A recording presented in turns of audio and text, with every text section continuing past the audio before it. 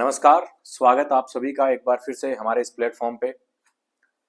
आज हम पढ़ेंगे वेंटिलेटर के बारे में कि क्या होते हैं वेंटिलेटर और कैसे कैसे काम करते हैं। आप सभी ने नाम तो सुना ही होगा वेंटिलेटर, जिन्हें हम क्या कहते हैं, वेंटिलेटर। Ventilator, okay.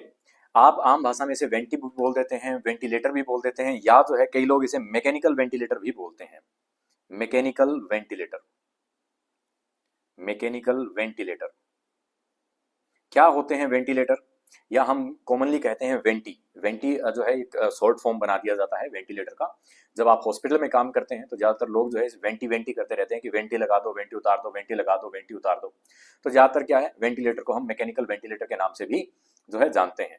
ओके, क्या होता है वेंटिलेटर? वेंटिलेटर एक प्रकार से एक ऐसी मशीन है जो कि आपको सांस लेने के लिए हेल्प करती है, या हम ये कह सकते हैं एक इस प्रकार की मशीन है जो क्लाइंट को या पेशेंट को हेल्प करती है कि वो सांस जो है वो आसानी से ले सके, या हम ये कह सकते हैं ये एक प्रकार का सपोर्ट सिस्टम है। ये एक प्रकार का क्या है, सपोर्ट सिस्टम है।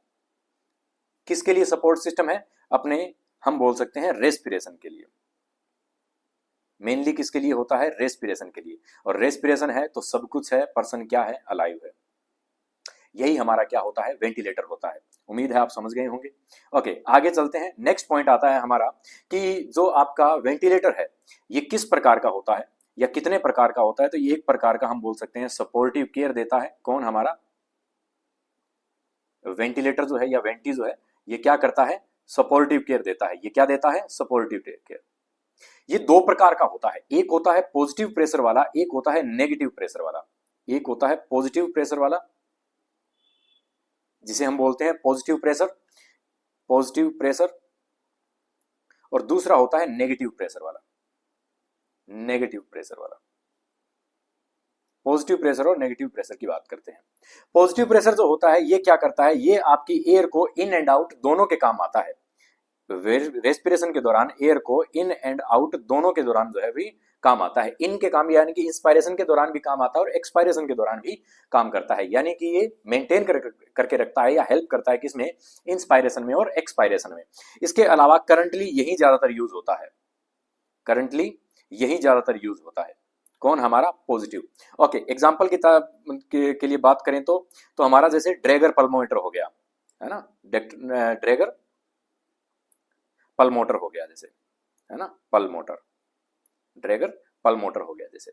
ड्रैगर पल मोटर जो है ये आपको दिख नहीं रहा होगा तो मैं थोड़ा सा आसानी जो है थोड़ा सा ऊपर लिख देता हूं। ये एग्जांपल के तौर पे बात कर रहे हैं, ड्रैगर पल मोटर, ड्रैगर पल मोटर। ये ड्रैगर पल मोटर क्या है, ये ड्रैगर पल मोटर हम आगे पढ़ने वाले हैं। ये एक प्रकार का जो है हमारा वेंटी है, बोल सकते हैं वेंटिलेटर है, जो जिसका टाइप होता है ड्रैगर पल मोटर। ये हम पढ़ेंगे। ये आपके सामने जो मैं थोड़ा साइड हो रहा हूँ ताकि आपको दिखे कि लिखा क्या है, करंटली यूज लिखा हुआ है कि करंटली यही यूज में होता है। Mostly air in and out के लिए जो है ये यूज में लिया जाता है। ओके, नेगेटिव प्रेशर की बात करें तो नेगेटिव प्रेशर जो है सिर्फ और सिर्फ आपके लंग से एयर को रिमूव करने के लिए, यानी कि एक्सपायरेशन के लिए इस्तेमाल किया जाता है। Only for removal of air, air को रिमूवल के लिए, या हम बोल सकते हैं एक्सपायरेशन के दौरान जो है ये यूज में लिया जाता है, या एक्सपायरेशन के लिए ही जो है ये यूज में लिया जाता है। ओके, आजकल ये यूज में नहीं होता है। एग्जाम्पल के तौर पे ये पहले पिछले जमानों में यूज हुआ करता था। एग्जाम्पल के तौर पे अगर आप देखें तो iron lung, iron lung ventilator जो है जो सबसे पहले खोजा गया था उसे हम क्या बोलते हैं, आयरन लंग वेंटिलेटर के नाम से जानते हैं। नेक्स्ट बात आती है हमारी, ये है आपके सामने। अच्छा, ये बताने से पहले मैं आपको बताता हूं, टाइप से हम वन बाय वन करके चलते हैं ताकि आपको थोड़ा सा जल्दी याद हो। टाइप में हम बात करते हैं, पहला हमारा आता है negative pressure ventilator, negative pressure ventilator, negative pressure ventilator. और ये होता कैसा है, दिखने में कैसा होता है, तो उसका चित्र जो है ये यहां पे बना हुआ है। ये होता है नेगेटिव एयरवे प्रेशर या negative pressure ventilator, negative pressure. चल जा भाई, बड़ा हो जा। ओके, ये आपके सामने चित्र दिख रहा होगा, ये होता है नेगेटिव प्रेशर, हम बोल सकते हैं क्या, वेंटिलेटर। होता क्या है इसमें, होता कुछ नहीं है। इसके अंदर व्यक्ति को लेटा दिया जाता है, व्यक्ति को लेटा दिया जाता है और इसके अंदर जो है ये पूरी तरह से चारों ओर से बंद होता है, एक ड्रम की तरह है। एक प्रकार से देखा जाए तो किसकी तरह है, ड्रम की तरह है, आपको लिटा दिया गया, बस आपकी गर्दन बाहर है, बाकी पूरी बॉडी क्या है, अंदर है। ये क्या करता है, ये आपके लंग्स को क्या करता है, प्रेशर डालता है आपके लंग्स पे, जिसकी वजह से क्या होता है कि जो एक्सपायरेशन है वो बाहर हो जाता है। इंस्पायरेशन तो पर्सन खुद करता है इसमें, और जो ये ड्रम बना हुआ है, ये जो पूरा आर्टिकल बना हुआ है, ये क्या करता है, आपके लंग्स पे प्रेशर डालता है, अंदर जो है वो नेगेटिव प्रेशर क्रिएट कर देता है, जिसकी वजह से जो है हम बोल सकते हैं ये जो है नेगेटिव प्रेशर डालता है, जिसकी वजह से क्या होता है, जो एयर है वो क्या आ जाती है, बाहर आ जाती है, एक्सपायरेट हो जाती है। ओके, ये पहली बार कब यूज हुआ था, it is first time use कब हुआ था ये, तो फर्स्ट टाइम जब इसका यूज हुआ था 18th सेंचुरी में। फर्स्ट टाइम कब यूज हुआ था ये, फर्स्ट टाइम यूज कब हुआ था, इन 18th जो हम बोल सकते हैं सेंचुरी, 18th सेंचुरी के अंदर जो है ये पहली बार यूज हुआ था। ओके, इसके अलावा इसको कहीं भी आप उठा करके, ऐसे नहीं है कि ऐसे कहीं बगल में डाला और चलो कहीं पे ले चलते हैं, आज कहीं किसी को सांस दे के आना है, नहीं ऐसा कुछ नहीं है, ये नॉन पोर्टेबल है, आप इसको लेकर के नहीं घूम सकते, है ना। तो ये क्या होता है, पूरी की पूरी कार जैसा है ये, तो आप लेकर के नहीं घूम सकते इसे, है ना। तो नॉन पोर्टेबल है ये, क्या है ये, non portable, due to large size, किसकी वजह से, लार्ज साइज की वजह से। और इसी को ही हम क्या बोलते हैं, ये जो इतनी बड़ी संरचना है, इसी को ही हम बोलते हैं क्या, आयरन लंग वेंटिलेटर, क्या बोलते हैं, also known as iron lung ventilator, या हम ये भी कह सकते हैं Drinker tank, Drinker tank ventilator. देखो कैसे कैसे नाम रखे गए हैं, ड्रिंकर टैंग वेंटिलेटर भी कहते हैं, और आयरन लंग वेंटिलेटर के नाम से भी जो है इसको जाना जाता है। इसका मेन काम क्या है, इसका मेन पर्पस जो है वो यही है, इट कंप्रेस द लंग्स, ये लंग्स को क्या करता है, कंप्रेस करता है, जिससे कि क्या होगा, जिससे कि क्या होगा, एक्सपायरेशन होगा किसका, एयर का, expiration of air from lungs, कहां से, लंग से। तो लंग से जो एस्पिरेशन, जो एक्सपायरेशन है, जो एयर है वो क्या हो जाएगा, बाहर आ जाएगी। ये काम करता है ये हमारा कौन है, आपका आयरन लंग वेंटिलेटर, जिसे आप क्या कहते हैं, आयरन लंग, यानी कि लोहे के फेफड़े हैं ये, आयरन लंग, या ड्रिंकर टैंक बोलते हैं इसे, है ना, ड्रिंकर टैंक, ड्रिंकर टैंक हम लंग्स के नाम से इसे जानते हैं, वेंटिलेटर के नाम से इसे जानते हैं। तो पहला था आपका नेगेटिव प्रेशर। सेकंड की बात करते हैं, सेकंड आता है आपका positive pressure, positive pressure ventilator, positive pressure ventilator, positive pressure ventilator. Okay, वो तो नेगेटिव की बात कर रहे थे, अब हम बात करते हैं पॉजिटिव की। पॉजिटिव का मतलब क्या है कि ये इन और आउट, इंस्पायरेशन और एक्सपायरेशन दोनों के दौरान जो है यहाँ पे काम आएगा। Okay, it is used now these days, it is used now these days, आजकल जो है यही यूज में इस्तेमाल जो है यूज होता है ना, आजकल जो है ज्यादातर यही यूज होता है। ओके, इसके अलावा ये पोर्टेबल भी है, ये क्या है, पोर्टेबल भी है। मैं ये कह रहा हूं कि ये सिर्फ पोर्टेबल नहीं है, ये पोर्टेबल भी है ना, तो आप कहीं भी इसको घुमा करके ले जा सकते हो। पोर्टेबल वेंटिलेटर है ये, पोर्टेबल वेंटिलेटर है। ओके, फर्स्ट डिस्कवरी किसने की थी, first discovery, first discovered by John Heinrich Dräger, John Heinrich Dräger. कब की थी, 19 जो है 17 में, सॉरी 1907 में, 1907 के अंदर जॉन हेनरिच ड्रेगर ने।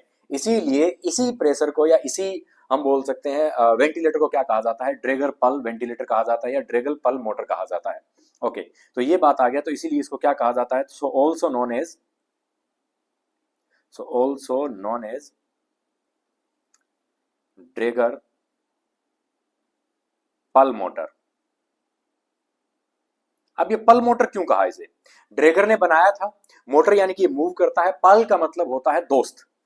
इसका पीछे बनाने का मकसद जो है, इसके नाम रखने का मकसद ये था कि ड्रेगर का एक ऐसा दोस्त है जो चलता फिरता है, जो क्या कर सकता है, लोगों को जो है सांसें दे सकता है, तो इसे हम क्या बोलते हैं, ड्रेगर पल्मोटर वेंटिलेटर के नाम से जानते हैं। इसके पीछे की कहानी ये है, हालांकि बहुत लंबी चौड़ी कहानी आती है हर चीज के पीछे, पर आप जो है इतना समझ लो कि इसने इसको अपना दोस्त कहा था, तो इसीलिए क्या कहा इसने, ड्रेगर पल्मोटर इसका नाम रखा गया। ओके, कि इसको कहीं भी मूव किया जा सकता है, तो ड्रेगर पल्मोटर वेंटिलेटर इसका पूरा नाम था।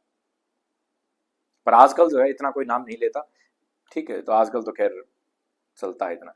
ये आपके सामने वेंटिलेटर है, ये आ गया आपका मेन पोर्टेबल वेंटिलेटर, कहीं भी उठा करके ले चलो, पोर्टेबल वेंटिलेटर है ये। ओके, इसको क्या है, इजी फॉर शिफ्टिंग, है ना, इजी फॉर शिफ्टिंग, कहीं भी लेकर के चले जाओ, आपको क्लाइंट को इधर उधर घुमाने की जरूरत नहीं है, आप इसे ही क्या करो, है ना, इजी फॉर शिफ्टिंग लिखा हुआ है मैंने, इजी फॉर शिफ्टिंग। एक काम करो, इसे उठा करके ले जाओ, आपको क्लाइंट को इधर उधर उठाने की जरूरत नहीं है। नेक्स्ट, ये जो आपके सामने बना हुआ है, ये जो बना हुआ है, ये है हमारा आईसीयू या ओटी वेंटिलेटर, आईसीयू या ओटी वेंटिलेटर, इन्हें वही रखा जाता है, आईसीयू या इन हाउस जिसे आप बोलते हैं, आईसीयू या ओटी वेंटिलेटर। नेक्स्ट हम बात करते हैं आगे, इन वेंटिलेटर के अंदर कुछ पार्टिकल, कुछ जो है हम बोल सकते हैं आर्टिकल्स लगे होते हैं, या हम बोल सकते हैं कुछ जो इसके पार्ट्स लगे होते हैं। इन पार्ट्स के बारे में चर्चा करते हैं, जिनमें पहला आता है जो मोस्ट कॉमन या मोस्ट इंपॉर्टेंट जो आपके लिए है, वो आता है HEPA filter. HEPA filter, HEPA filter, HEPA filter का फुल फॉर्म क्या होता है, तो हेपा फिल्टर की फुल फॉर्म होती है हाईली एफिशिएंसी पर्टिकुलर एयर, है ना, तो ऐसे बोल सकते हैं highly efficiency, highly efficiency particular air filter. तो पूरा नाम होता है, हेपा का पूरा नाम तो ये हो गया, और ये क्या है, फिल्टर है, तो एयर को फिल्टर करने के लिए काम में इस्तेमाल किया जाता है। अच्छा, ये होता क्या है, कहां पे लगता है, ये मॉनिटर के साइड पे लगता है, 8 monitor side, 8 monitor side. Okay, ये क्या करता है, इट प्रिवेंट एंट्री ऑफ जो माइक्रो ऑर्गेनिजम्स जो निकलते हैं क्लाइंट से, जो माइक्रो ऑर्गेनिज्म जो निकलेंगे, बैक्टीरिया वायरस जो भी कोई निकलेगा, उसको वेंटिलेटर में जाने से रोकता है ना, तो हम बोल सकते हैं it prevent entry of micro organisms, micro organisms in ventilator, ventilator में ये जाने से रोकता है। कहां लगा होता है, ये आपके स्क्रीन के पास लगा होता है। देखिए यहाँ पे, जैसे ये पीछे हमारा चित्र आया था, इस चित्र में ये है स्क्रीन हमारी, इस स्क्रीन के पास में यहाँ पे लगा होता है, क्या लगा होता है, यहाँ पे ये पाइप जो आ रही है, ये क्लाइंट के पास में जाएगी, ये वाला एंड जो है वो किसके में लगेगा, ये तो पेशेंट के क्लाइंट एंड हो गया। ओके, और यहाँ पे जो है, जहाँ पे मैं थोड़ा सा गाढ़ा कर रहा हूँ, यहाँ पे क्या लगता है, ये हेपा फिल्टर लगता है। ओके, इसको हम साफ कर देते हैं, क्योंकि आपके नोट्स में जो है ये साफ दिखना चाहिए। ओके, आगे चलते हैं, दिखता कैसा है, तो कुछ इस प्रकार से दिखता है। कैसा दिखता है, तो कुछ इस प्रकार से दिखता है। ये होता है आपका हेपा फिल्टर। ये क्या होता है आपका, HEPA filter, highly efficiency particular airway filter जिसे आप कहते हैं, ये होता है हेपा फिल्टर। नेक्स्ट आता है आपके आगे, नेक्स्ट आपके सामने आ रहा है, ये इस प्रकार से एक और संरचना पाई जाती है। ये संरचना लगती है पेशेंट के मुंह की तरफ। ये पेशेंट कहाँ लगती है, पेशेंट के मुंह की तरफ। आप ऐसे समझिए, अब आप कहोगे कि यार ये हाइपोथेटिकली पढ़ा रहा, देखिए आप ऐसे समझिए, ये है वेंटिलेटर, मैं आपको कॉमनली समझा रहा हूँ। ये क्या है, वेंटिलेटर है, यहाँ पे चीजें चल रही है, ये इसके बटन वटन हो गए जो भी है, ये वेंटिलेटर है। यहां से निकल रही है पाइप, यहां से क्या निकल रही है, पाइप, और ये पाइप निकल करके ये है आपका क्लाइंट, और ये क्लाइंट के मुंह में जा रही है। ठीक है, ये है एयरवे पाइप, जो पाइप लेकर के जा रही है, इस पाइप के बारे में। ओके, यहां पाइप जो आपके वेंटिलेटर के साथ में कनेक्ट हो रही है, यहां तो क्या लगेगा, हेपा, यहां तो क्या लगेगा, हेपा। ओके, और ये जो मुंह के पास में जो है लग रहा है, यहां पे जो फिल्टर लगेगा उसे हम बोलते हैं HME फिल्टर। इसे हम क्या बोलते हैं, HME फिल्टर। कुछ समझ में आया कि नहीं है, तो दो फिल्टर होते हैं, एक पेशेंट के मुंह के पास लगता है, दूसरा कहां लगता है, आपके मॉनिटर के पास लगता है। ओके, तो नेक्स्ट जो हम ये पढ़ रहे हैं, ये क्या है, HME फिल्टर है। ये क्या होता है, HME फिल्टर होता है, HME फिल्टर। अच्छा, HME का मतलब क्या है, हीट एंड मॉइस्ट फिल्टर हम बोल सकते हैं, heat and moist exchange filter कह सकते हैं, heat and moist exchange filter, exchange filter, ये इसका पूरा नाम है। हीट एंड मॉइस्ट को एक्सचेंज करने के काम आता है। ठीक है, प्रेजेंट कहां होता है, present at patient side, present at patient side, ये पेशेंट की साइड जो है वो लगता है। इसके बाद में फंक्शन क्या है, फंक्शन आपको इसके नाम में समझ आ रहा होगा, मोइस्ट, यानी कि क्या करने की कोशिश करेगा, ये ह्यूमिडिफाइड करता है, किसको, ह्यूमिडिफाई करता है, किसको, ह्यूमिडिफाई करता है, ह्यूमिडिफाई द एयर, एयर को ह्यूमिडिफाई करने के काम आता है। कौन है, हमारा HME फिल्टर। नेक्स्ट देखते हैं, नेक्स्ट आपके सामने कुछ इस प्रकार से जो है जो यहाँ पे, अच्छा ये तो आपके पाइपिंग से जुड़ गया, चलो ठीक है। अच्छा, ये क्या बला है, यहां से जुड़ती है ईटी का CO2 पार्ट, है ना, ईटी जोड़ सकते हैं, CO2 पार्ट जोड़ सकते हैं, ईटी जोड़ सकते हैं और CO2 वाला पोर्ट जो है वो जोड़ सकते हैं, पार्ट नहीं पोर्ट है ये, यहां से ईटी जोड़ सकते हैं, CO2 पोर्ट जोड़ सकते हैं ना। ओके, नेक्स्ट ये आपके सामने एक और चित्र आया है, ये क्या है, ये 3 पार्ट हैं आपकी, जिसे हम बोल सकते हैं ये वेंटी सर्किट होता है, पूरा का पूरा वेंटिलेटर के लिए सर्किट होता है। उन सर्किट में 3 पार्ट होते हैं, उस 3 पार्ट के अंदर इसे जो है इसे बोला जाता है कैथेटर माउंट, इसे क्या बोला जाता है, कैथेटर माउंट, इसे कहा जाता है कैथेटर माउंट।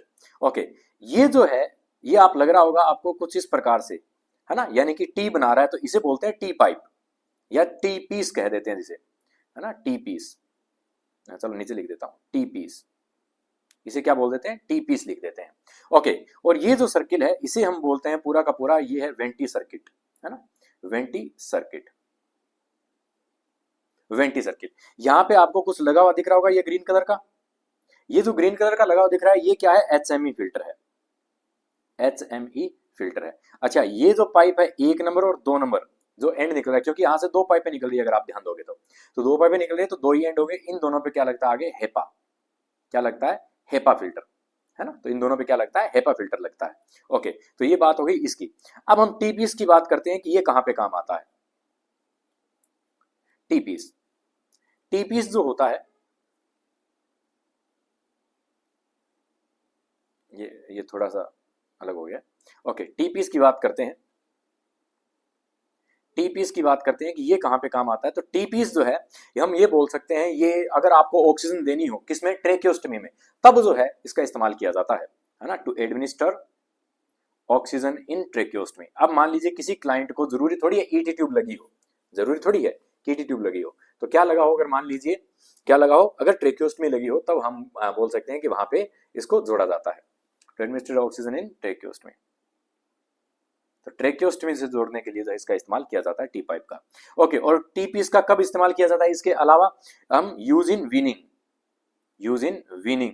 अब ये वीनिंग क्या बला है, वीनिंग होता है कि जब हम वेंटिलेटर से धीरे धीरे धीरे धीरे पेशेंट को स्पॉन्टेनियस या अपने आप जो है वो रेस्पिरेशन पे लेकर के आते हैं, उसे हम बोलते हैं वीनिंग। वीनिंग में क्या होता है कि आप वेंटिलेटर की जो फ्रीक्वेंसी है या वेंटिलेटर की पावर जो है उसको तो कम कर रहे हैं, वेंटिलेटर की फ्रीक्वेंसी को कम कर रहे हैं, वेंटिलेटर की हम बोल सकते हैं जो रेस्पिरेशन के लिए जो पावर लगा रहा था उसको कम कर रहे हैं। अब क्लाइंट खुद ब खुद क्या करने की कोशिश कर रहा है, रेस्पिरेशन लेने की कोशिश कर रहा है, वेंटिलेटर को कम कर रहे हैं, क्लाइंट के रेस्पिरेशन को अपने आप लेने के लिए बढ़ा रहे हैं। यही वीनिंग होती है कि धीरे धीरे आप क्या कर रहे हैं, क्लाइंट को अपने आप जो है हम बोल सकते हैं सेल्फ ब्रेथ पे लेकर के आ रहे हैं। तो अब हम इसकी अगर लिखना चाहें तो इसकी डेफिनेशन अगर मैं बनाए तो क्या बनाएगा, it is a process, it is a process in which ventricular या ventilator, in which ventilator dependency decreases, dependency जो है क्या की जाएगी, डिक्रीज की जाएगी, decreases, and patient start taking self breath, taking self breath, client जो है खुद अपने सांस जो है वो लेने स्टार्ट कर देता है। तो ये वीनिंग में भी इस्तेमाल होता है। और कहाँ इस्तेमाल होता है, अगर ट्रेकियोस्टमी में आपको क्या देनी हो, ऑक्सीजन देनी हो, तो ये इस्तेमाल होता है। नेक्स्ट अगर हम बात करते हैं आगे, नेक्स्ट अगर हम बात करते हैं तो एक हमारे पास में एक और आता है, कहाँ ये रहा। ओके, ये होता है आपका बेन सर्किट, ये क्या होता है, बेन सर्किट, ये क्या होता है, बेन सर्किट। ये कहां पे आपको एनेस्थीसिया के बाद में रेस्पिरेटरी असेस करने के लिए किया जाता है यूज में से, है ना, after anaesthesia, after anaesthesia respiratory assess करने के लिए या रेस्पिरेशन असेस करने के लिए जो है यूज में लिया जाता है।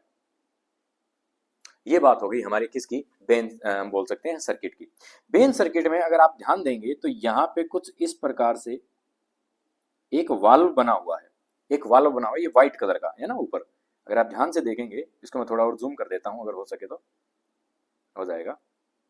अगर आप ध्यान से देखेंगे तो यहाँ पे क्या बना हुआ है, एक वाल्व बना हुआ है, ये व्हाइट कलर का वाल्व बना हुआ है, ये व्हाइट कलर का वाल्व बना हुआ है। इस वाल्व को कहा जाता है, इस वाल्व का नाम आ जाता है कई बार, इसे बोलते हैं एपीएल वाल्व, इसमें हम क्या बोलते हैं, एपीएल वाल्व के नाम से इसे जाना जाता है। ओके, आगे चलते हैं, नेक्स्ट आता है आपका, हाँ जी, नेक्स्ट बात करते हैं कि वेंटिलेटर के पीछे की ओर क्या लगा होता है ना, तो पोस्टीरियर साइड ऑफ वेंटिलेटर, ये तो आगे की बातें थी, पोस्टीरियर साइड ऑफ वेंटिलेटर, अभी हमने स्क्रीन की बात नहीं की है, तो कहीं घबरा रहे होंगे कि यार स्क्रीन तो बताई नहीं। कोई बात नहीं, स्क्रीन या मॉनिटर जिसे आप कहते हैं वो भी बताएंगे। पहले आप ये देखिए posterior side of ventilator,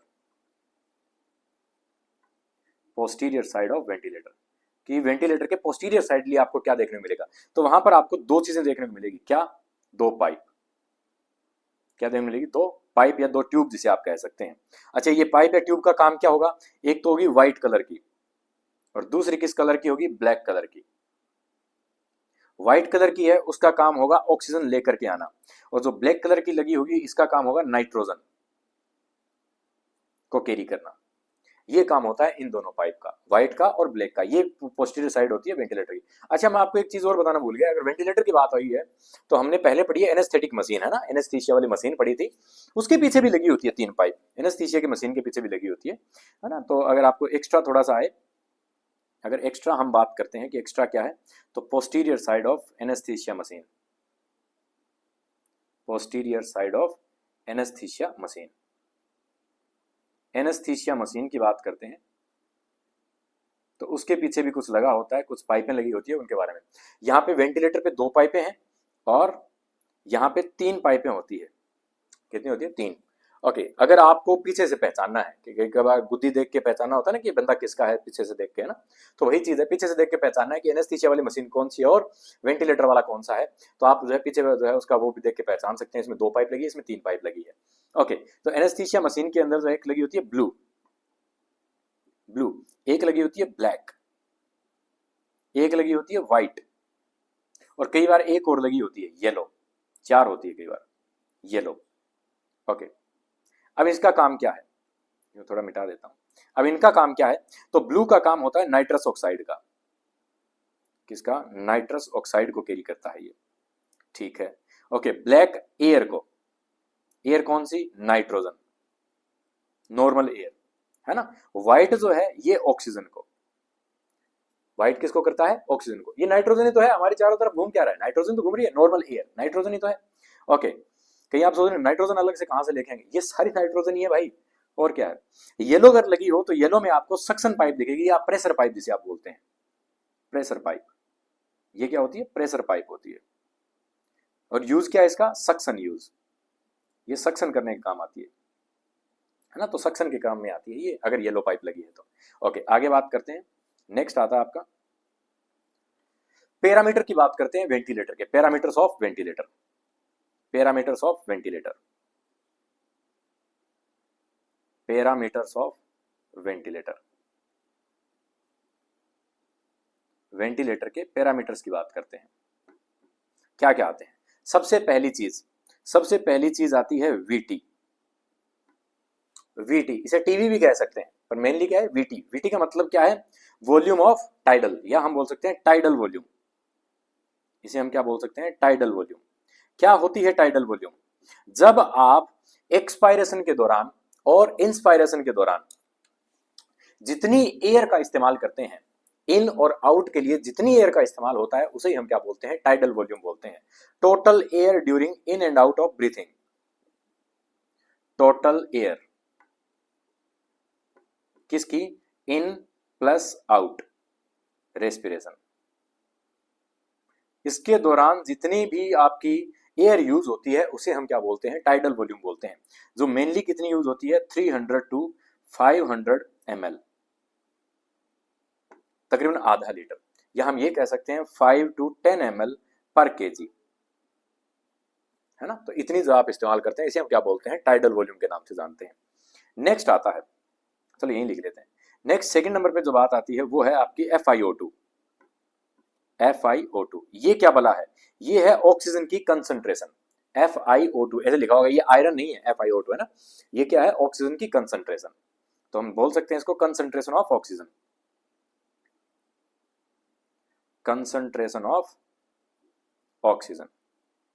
okay, oxygen की कंसंट्रेशन जो है वो क्या मानी जाती है, हम बोल सकते हैं परसेंटेज में मानी जाती है ना, तो परसेंटेज में होती है ना, परसेंटेज में कितनी परसेंटेज होती है, तो एडमिनिस्ट्रेशन ऑफ ऑक्सीजन कितनी होती है, तो 21 से 100%, कितनी होती है, 100%। नॉर्मल, ये आप नॉर्मल दे रहे हैं क्या, वेंटिलेटर नॉर्मल दे रहा है किसी क्लाइंट को, कितने परसेंट ऑक्सीजन देता है, तो 21 से 100%। लेकिन जब आपको सक्शन करना हो तो सक्शन करने से पहले आपने क्या करना होता है, 100% अप्लाई करनी होती है ना। Administer 100% prior to suction. ये आपको याद रखना है कि सक्शन करने से पहले आपको कितनी देनी है, 100%। ये आप नॉर्मली दे रहे हैं, आप ऐसे समझ रहे हैं कि आप जितनी एयर दे रहे हैं किसी भी क्लाइंट को वेंटिलेटर से, उसमें कितने परसेंट जो है ऑक्सीजन जा रही है, तो 21% से 100% ऑक्सीजन जा रही है। ओके, नेक्स्ट बात आती है, नेक्स्ट हम बात करते हैं आरआर की, है ना। थर्ड नंबर आता है आरआर, या हम बोलते हैं आरएफ, आरआर या आरएफ, पूरा लिख लो आप तो, है ना। आरआर या आरएफ क्या होता है, रेस्पिरेशन रेट, या हम ये बोल सकते हैं frequency, respiration frequency, frequency. Okay, यानी कि ये कितनी होती है, ये वेंटिलेटर कितनी सेट करता है, तो 10 से 20 breath per minute, breath per minute. ये वेंटिलेटर की बातें चल रही है, ये सारी की सारी बातें किसकी चल रही है, वेंटिलेटर की। नॉर्मल आम आदमी की बातें नहीं चल रही है अभी। ओके, कि वेंटिलेटर जो है वो किस प्रकार से सहायता करता है उसके बारे में चर्चा है। 4 नंबर पे हम बात करते हैं एमवी, एमवी यानी कि मिनट वॉल्यूम, 1 मिनट के अंदर कितनी एयर जो है वो जाती है, टोटल वॉल्यूम कितनी होती है, मिनट वॉल्यूम। तो मिनट वॉल्यूम कैसे निकालेंगे, तो ये होती है tidal volume, tidal volume upon R R, है ना। टाइडल वॉल्यूम में से आप क्या कर दो, आर आर निकाल दो, है कि नहीं है। ओके, तो कितनी आएगी, 7 से 10 लीटर, तकरीबन कितनी आएगी, 7 से 10 लीटर पर मिनट। अच्छा, लीटर आ रही है ना, तो ये तो गुणा होगा, माई मिस्टेक। अगर लीटर आ रही है तो ये क्या होगा, इसका गुणा होगा, मल्टीप्लाई होगा, लीटर निकाल रहे हैं, सॉरी। तो लीटर क्या होगा, 7 से 10 लीटर पर मिनट जो है हमें ये घटना देखने को मिलती है मिनट वॉल्यूम में। आगे देखते हैं, आगे नेक्स्ट कुछ एक्स्ट्रा की बात करते हैं। मॉनिटर के अंदर जो है, मॉनिटर में एक सक्शन मोड लगा होता है, क्या लगा होता है, सक्शन मोड। किसके अंदर, मॉनिटर में। सक्शन मोड का मतलब क्या होता है, एक बटन लगा होता है सक्शन मोड। उसका मतलब क्या होता है, उसका मतलब ये होता है कि अब आपको सक्शन करने की जरूरत नहीं है, ठीक है। या आप सक्शन करना चाहते हैं, अगर आप सक्शन कर रहे हैं सक्शन मोड में, अगर सक्शन करने की जरूरत नहीं है तो वहां पे एक पाइप लगी है, जैसे मैंने अभी बताया था, येलो कलर की पाइप लगी होती है सक्शनिंग के लिए, वो अपना काम कर रही है, कोई बात नहीं। अगर आप करना चाहते हैं, अगर सक्शन मोड का अगर आपने बटन दबा दिया, तो वेंटिलेटर अपने आप ही क्या करेगा कि जो ऑक्सीजन की सप्लाई दी जा रही थी उसको 100% तक बढ़ा देगा, ताकि आपको मैन्युअली बढ़ाने की जरूरत न पड़े। कुछ समझे कि नहीं समझे। उसे हम क्या बोलते हैं, सक्शन मोड बोलते हैं। कि जब भी आप किसी भी जो है क्लाइंट का सक्शन करने जा रहे हैं, तो सक्शन करने से पहले आपको 100% ऑक्सीजन देनी होती है, ताकि जो है सक्शन के दौरान या सक्शनिंग की वजह से उसमें हाइपोक्सिया न हो। तो अगर हम इसका सक्शन मोड ऑन कर देते हैं, मॉनिटर के अंदर बटन दबा देते हैं, तो उससे क्या होगा कि सक्शन करने से पहले, कुछ समय पहले, जो वेंटिलेटर है वो क्या कर देगा, क्लाइंट के अंदर 100% ऑक्सीजन की सप्लाई बढ़ा देगा। इसे हम क्या बोलते हैं, सक्शन मोड बोलते हैं। तो ये क्या करेगा, इफ ऑन, अगर ऑन कर दिया जाए, है ना, ऑन बटन है ये, इफ ऑन कर दिया जाए, मोड ऑन कर दिया जाए, तो क्या होगा, वेंटिलेटर, वेंटिलेटर एडमिनिस्टर 100% ऑक्सीजन, क्या करेगा, 100% ऑक्सीजन की जो है वो सप्लाई कर देगा, ठीक है ना। तो ये क्या कर देता है, बिफोर, बिफोर मैन्युअल, हम बोल सकते हैं, हम बोल सकते हैं सक्शनिंग, मैनुअल सक्शनिंग से पहले ये चीज, है ना। और मोस्टली जो है आजकल जो इंडिया में यूज होते हैं, मैं खैर वेंटिलेटर फॉरेन में चला गया था, जो आपके इंडिया में मोस्टली यूज होते हैं उनके अंदर सक्शनिंग पाइप जो है वो यूज में नहीं होती। तो हम ये भी कह सकते हैं कि सक्शनिंग पाइप नहीं है तो आप मैनुअल सक्शनिंग भी कर सकते हैं। तो ये भी चीज आ गई कि वेंटिलेटर खुद सक्शनिंग नहीं करेगा, तो हम ये कह सकते हैं वेंटिलेटर, अगर इंडिया की बात करें तो ventilator never have, never have suction pipe, so use manual suctioning. तो आप क्या करना है, आपको मैनुअली सक्शनिंग करनी पड़ती है यहाँ पे, है ना। तो ये बात होगी, तो आप क्या करें, मैनुअल सक्शनिंग करें। लेकिन जो बड़े हॉस्पिटल्स आ रहे हैं आजकल, है ना, जो बड़े बड़े आजकल आ रहे हैं यशोदा वगैरह, तो उनके अंदर जो है ऐसा कुछ नहीं है, सब कुछ अपने आप होता है। ओके, तो ये सक्शन मोड की बात हो रही है। आगे चलते हैं, तो यहाँ पे वेंटिलेटर में सक्शन पाइप नहीं है, तो इसमें क्या है, मैनुअल सक्शनिंग हम करते हैं। नेक्स्ट आता है आपका IE रेशो, वो कितने नंबर पे था, 4 नंबर। 5 नंबर की बात करते हैं, IE रेशो। ये IE रेशो क्या है, IE रेशो, IE रेशो होता है inspiration ratio expiration, inspiration ratio expiration, कि इंस्पायरेशन और एक्सपायरेशन कैसे सेट होना चाहिए, ये याद रखना, ये बहुत बार क्वेश्चन आ जाता है। तो एक्सपायरेशन और इंस्पायरेशन कैसे सेट होना चाहिए, 1:2। अडल्ट के अंदर कितना होना चाहिए, 1:2। यहाँ पे क्वेश्चन आ जाता है कई बार कि I/E जो है 1:1 है, या 1 इंस्पिरेशन है 1 एक्सपिरेशन है वेंटिलेटर के अंदर किया हुआ। क्या नर्स को आगे किसी चीज के लिए कंसर्न होना चाहिए, बिल्कुल होना चाहिए, क्योंकि एक्सपायरेशन जो है वो कितने पे सेट होना चाहिए, 2 पे सेट होना चाहिए, है ना। तो ये बात हो गई। अगर हम बात करते हैं, ये तो बात हो गई अडल्ट की, और अडल्ट में जो है कितना जो है, और कई बार जो है अडल्ट में और भी हम थोड़ा बहुत अगर यूज करना हो तो 1:1.5 भी यूज कर देते हैं, है ना। तो कई बार ये भी यूज हो जाता है समटाइम, तो ये भी यूज कर सकते हैं। कई बार जो है हम बोल सकते हैं कि ज्यादा जो है ज्यादातर क्या किया जाता है, कई बार जो है इंस्पायरेशन और एक्सपायरेशन का रेशो को रिवर्स कर दिया जाता है, उल्टा, यानी कि जब 2 इंस्पायरेशन दिए जाएंगे और एक ही क्या किया जाएगा, एक्सपायरेशन किया जाएगा।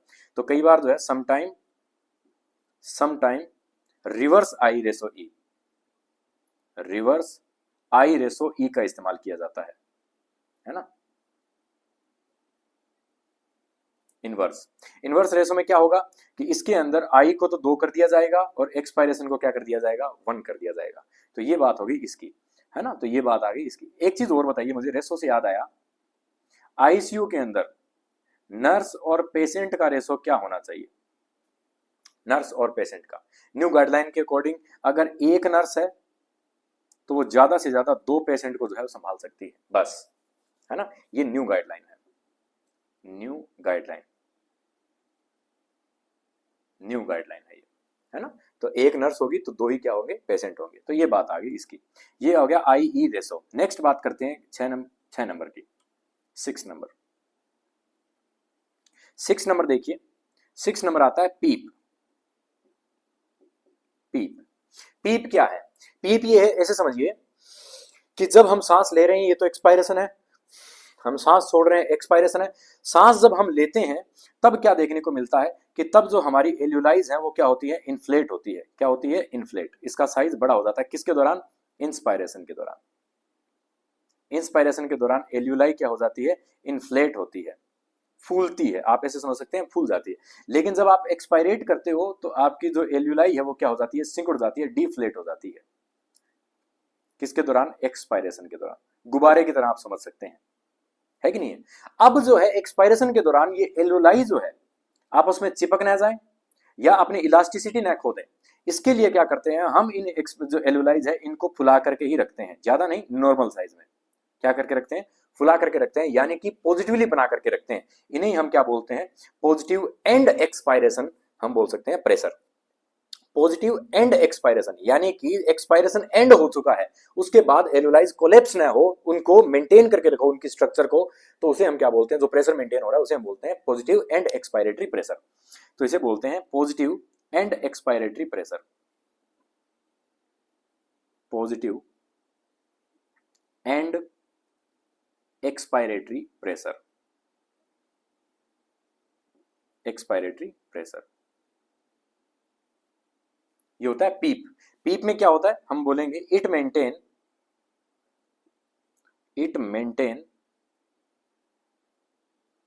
Positive pressure. ये क्या करता है, पॉजिटिव प्रेशर को मेंटेन करके रखता है। It maintain positive pressure in एल्यूलाई after end of expiration, expiration के बाद भी क्या करता है, ये इसको मेंटेन करके रखता है। इसे हम क्या बोलते हैं, पीप मेथड बोलते हैं या पीप मोड बोलते हैं।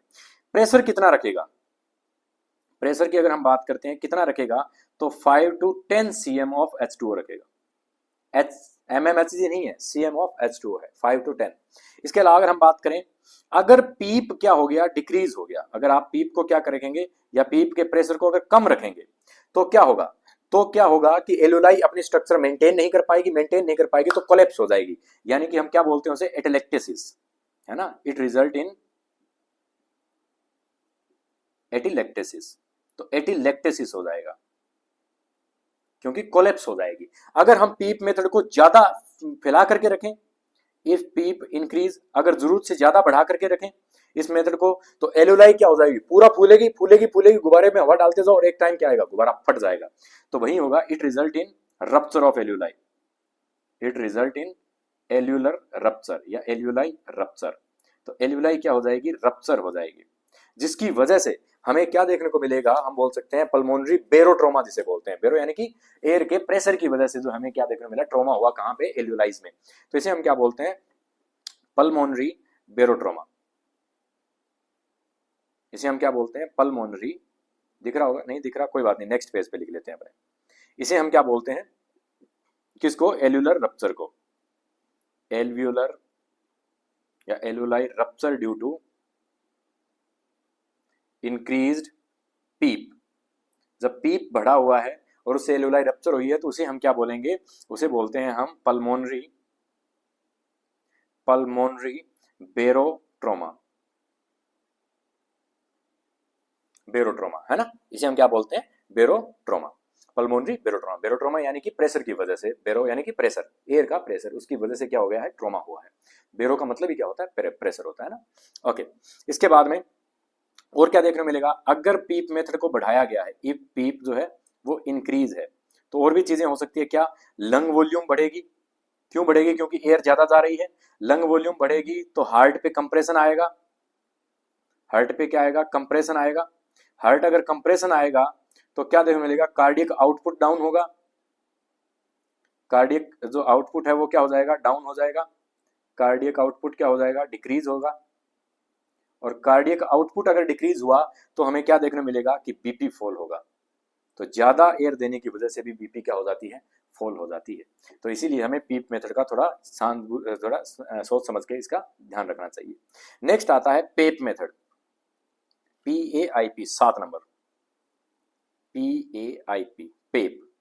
पेप क्या होता है, पीक एयरवे इंस्पायरेटरी प्रेशर, है ना, peak airway, peak airway inspiratory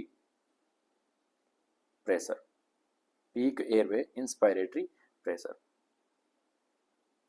ये क्या करता है, ये करता है आपकी टाइडल वॉल्यूम पूरी जाए, पूरी बाहर आए, है ना, इसको मेंटेन करने का काम किसका होता है, इसी पीएफ मेथड का होता है। यानी कि ये टाइडल वॉल्यूम को मेंटेन करने की काम है इसका, या टाइडल वॉल्यूम को मेंटेन करके रखता है, या हेल्प करता है टाइडल वॉल्यूम को मेंटेन होने में या डिलीवर होने में। तो लिख सकते हैं दिस प्रेशर, या हम बोल सकते हैं it help in deliver tidal volume, deliver tidal volume, ये टाइडल वॉल्यूम को डिलीवर करने में हेल्प करता है। ओके, प्रेशर कितना होगा, प्रेशर की बात की जाए तो प्रेशर कितना होगा, तो वो ये भी कितना होगा, 10 से 12 हम बोल सकते हैं mmHg, ये mmHg है, वो CmH2O था, है ना, ये mmHg है। तो प्रेशर कितना होगा, ये होगा। अगर क्या होगा, पेप मेथड बढ़ जाए, इफ पेप इंक्रीजेस, अगर पेप इंक्रीज होगा तो क्या होगा, पेप इंक्रीज होगा तो क्या होगा, अलार्म बजेगा, क्या बजेगा, अलार्म, क्या बजेगा, अलार्म, क्या बजेगा, अलार्म बजेगा। कुछ समझ में आया कि नहीं आया, अलार्म बजेगा तो इसका मतलब ये है कि अलार्म जो है वो दो तरीके से बजेगा, अलार्म जो है वो दो तरीके से बजेगा। एक बजेगा हाई प्रेशर अलार्म, एक बजेगा हाई प्रेशर अलार्म, ठीक है, दूसरा बजेगा लो प्रेशर अलार्म, दूसरा कैसा बजेगा, लो प्रेशर अलार्म। एक हाई प्रेशर होगा, एक लो प्रेशर होगा। हाई प्रेशर वाला अलार्म है, ये क्यों बजेगा, ड्यू टू कि पेप बड़ा है, मतलब कोई ना कोई अलार्म बजा है, क्या कारण बजा होगा, तो हो सकता है कि जो ट्यूब है वो डिसलोकेट हो गई हो, ट्यूब क्या हो गई हो, डिसलोकेट हो गई हो। इसके अलावा ट्यूब को काट लिया है, ट्यूब बाइट, किसने काट लिया, ट्यूब काट लिया, किसने, क्लाइंट ने काट लिया। अब अच्छा, ट्यूब बाइट कर लेते हैं तो उसमें क्या होगा, सलाइवा जाएगा, सिक्रेशन जाएगा, सिक्रेशन जाएंगे तो क्या होंगे, ट्यूब में जो है वो क्लोगिंग होगी, क्लोगिंग होगी तो आपने क्या करते रहना है, सक्शनिंग करते रहना है ना। तो ट्यूब बाइट हो जाए, इसके अलावा ट्यूब ब्लॉक हो जाए, है ना, मैंने अभी बताया बाइट की वजह से क्या हो जाए, ब्लॉक हो जाए। इसके अलावा अगर हम बात करते हैं सिक्रीशंस प्रेजेंट हो, अगर उसमें क्या प्रेजेंट हो, सिक्रीशंस, तो भी क्या होते हैं, हाई प्रेशर अलार्म बजता है। लो प्रेशर अलार्म कब बजेगा, जब अगर क्या हो, एयर की लीकेज हो, due to air leakage, air की क्या हो, लीकेज हो, तब बजता है। इसके अलावा पेशेंट जो है अपने आप सांस लेना बंद कर दे। यहां पे ध्यान देने वाली बात यह, पेप में क्लाइंट सांस तो अपने आप ले रहा है, लेकिन उसके एयरवे को जो मेंटेन करके रख रहा है, यानी कि एयरवे का जो हम बोल सकते हैं शेप, आप ऐसे समझिए, जब इंस्पायरेट करता है तो ऐसे फूलता है, एक्सपायरेट करता है तो रिलैक्स होता है, ऐसे, है ना। लेकिन इंस्पायरेशन और एक्सपायरेशन के दौरान इसको पूरा मेंटेन करके कौन रख रहा है, इस एयरवे को, वो कर रहा है हमारा क्या, वेंटिलेटर, है ना। तो वेंटिलेटर अगर इसको मेंटेन करके रख रहा है या पेप मेथड इसे मेंटेन करके रख रहा है, तो क्या होगा, अगर इस प्रेशर को कम हो रहा है तो समझ लीजिए या तो एयर लीक होने लग गई है, तभी तो पूरा अंदर प्रेशर मेंटेन नहीं हो पा रहा है। अरे हाँ, है ना। या कोई और कारण हो सकता है, क्या कारण हो सकता है, कि पेशेंट ने खुद सांस लेना बंद कर दिया हो, सांस ले ही नहीं रहा, तो बोल सकते हैं patient stop spontaneous breathing, spontaneous breathing. अगर आप ध्यान देंगे यहां तक, अभी हमने दो मेथड पढ़े हैं, पीप और पेप, दोनों में व्यक्ति सांसें खुद ही ले रहा है, आपको देने की जरूरत नहीं पड़ रही, वो खुद ले रहा है ना, स्पॉन्टेनियस ब्रीथिंग। ओके, इसके अलावा टाइडल वॉल्यूम जो है वो लो हो गई हो, टाइडल वॉल्यूम क्या हो गई हो, लो हो गई हो, या जो है ईटी ट्यूब का कफ जो है वो डिफेक्टिव हो, है ना, ईटी ट्यूब दिख रहा होगा, कफ डिफेक्ट हो, या हम बोल सकते हैं डीफ्लेट हो जाए, बेसिकली डीफ्लेट हो जाए, क्या हो जाए, डीफ्लेट, तब हम बोलते हैं ये ईटी ट्यूब है। आपको दिख नहीं रहा होगा, मैं छोटा लिख देता हूं, ये ईटी ट्यूब है यहाँ पे, ये टीवी ईटी, है ना, अभी भी नहीं दिख रहा, थोड़ा सा और बढ़ा देते हैं, दिख जाएगा, डोंट वरी, मैं हूं तो घबरा क्यों रहे हो, ये लीजिए ईटी, ईटी ट्यूब कब क्या हो जाए, डिफ्लेट हो जाए, तब ये बजता है। ओके, अब आपने एक चीज और ध्यान रखनी है, क्या चीज ध्यान रखनी है, कि जब भी अलार्म बजे, जब भी अलार्म बजे तब आपको भाग करके जाना है। तो एक चीज और याद आनी चाहिए यहाँ पे, कभी भी अलार्म को जो है म्यूट पे नहीं रखना या बंद नहीं करके रखना, never, never put alarm on silent mode. किस पे नहीं रखना, आपको साइलेंट मोड पे नहीं रखना। ऐसा नहीं है कि साइलेंट मोड पे रख के खुद सो जाओ जा करके, है ना, पीछे से पेशेंट बेचारा तड़पता रहे, नहीं, ऐसा नहीं होना चाहिए। आगे चलते हैं, नेक्स्ट बात करते हैं। ओके, लेकिन कई बार क्या होता है कि जो अलार्म बजा है हमें उसका कोज ही नहीं पता। समटाइम क्या होता है कि हमें अलार्म का कोज ही नहीं पता, कोज नहीं पता मतलब कहीं ना कहीं तो गड़बड़ है, तो लिखेंगे if cause of alarm is not identified, तब हम क्या करेंगे, if cause of alarm is not identified, तो क्या करो, जब हमें किसी चीज का पता ही नहीं है तो हमारा वही देसी जुगाड़, ठोको पीटो और स्टार्ट करके देख लो, या एक काम करो, जैसे स्कूटर स्टार्ट नहीं होता तो टेढ़ा करो, फिर सीधा करो, फिर चला करके देख लो। फोन नहीं चलता या रिमोट नहीं चलता, बैटरी निकालो, स्विच ऑफ करो, वापस चला करके देखो, वही यहां करना है। तो क्या करेंगे, टर्न ऑन द या टर्न ऑफ द वेंटिलेटर या disconnect the ventilator,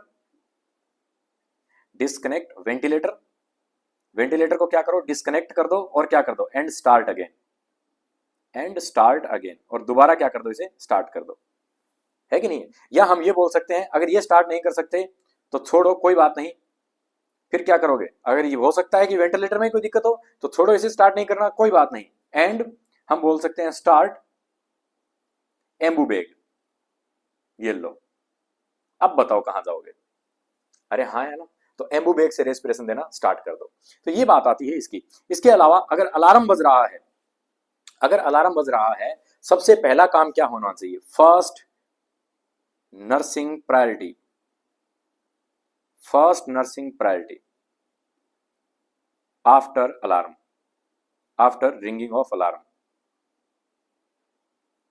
alarm ring होने के बाद में आपकी पहली नर्सिंग प्रायोरिटी क्या रहती है, फर्स्ट, है ना, फर्स्ट नर्सिंग प्रायोरिटी क्या है। तो फर्स्ट नर्सिंग प्रायोरिटी की अगर हम बात करते हैं तो वो क्या होनी चाहिए, आप जाते ही ट्यूबेशन चेक करो या ट्यूब को चेक करो, है ना, कि ट्यूब जो है वो सही लगी है क्या नहीं लगी है। तो बोल सकते हैं ट्यूब का, हम बोल सकते हैं पेटेंसी बोल सकते हैं उसे, है ना, कि ट्यूब जो है कंप्लीटली पेटेंट है कि, पेटेंसी का मतलब क्या होता है कि ओपन होना, है ना, कि मतलब कंप्लीटली एयर वे मूव हो रहा है कि नहीं हो रहा, एयर मूव, है ना। पेटेंसी मतलब कहीं पे कोई ब्लॉकेज तो नहीं है। Check the patency of tube, है ना, पेटेंसी ऑफ ट्यूब। तो ट्यूब की क्या चेक करो, पेटेंसी चेक करो, है ना, कि जो है वो दोनों तरफ से, या हम बोल सकते हैं ट्यूब जो है सही तरीके से काम कर रही है या नहीं कर रही। ओके, नेक्स्ट आपके सामने कुछ इस प्रकार से एक मॉनिटर बना होता है। मॉनिटर के सामने, मॉनिटर पे जो है इस प्रकार से तीन तीन जो है ऐसे वेव चलती रहती हैं, और ये वेव क्या क्या काम आती है हम उनके बारे में चर्चा करते हैं, या ये वेव क्या क्या बताएगी आपको वो बात बताते हैं। इन्हें बोलते हैं waves in monitor. Waves in monitor, ये हमारे टॉपिक का नाम है, वेव्स इन मॉनिटर, कि मॉनिटर में वेव्स कौन सी चलेगी। ओके, तो सबसे पहले आपके यहाँ पे ऊपर, मैं थोड़ा सा इसको जूम कर करके बता देता हूँ, शायद ही आपको दिखेगा, है ना, थोड़ा सा हम जूम कर लेते हैं, कोई बड़ी चीज नहीं है, अपने ही हाथ की बात है।